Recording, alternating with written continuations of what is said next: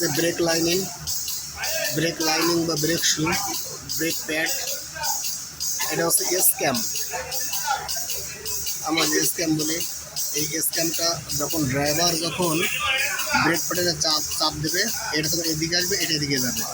তখন এই যে ব্রেক শুটা, এই ব্রেক শুটা উপর দিকে চলে যাবে, এটা এদিকে চলে যাবে। আর এখানে ড্রাম থাকে, ড্রামের সাথে খুব শক্তভাবে ঘর্ষণ দিয়ে টাইট করে ধরে রাখবে।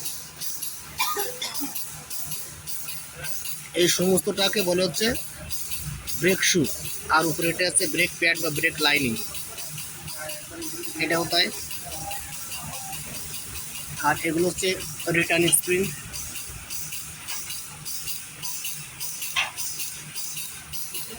ব্রেকিং সিস্টেমের ভিতরের অংশ। এটা হচ্ছে সার্ভিস ব্রেক, সামনের চাকা।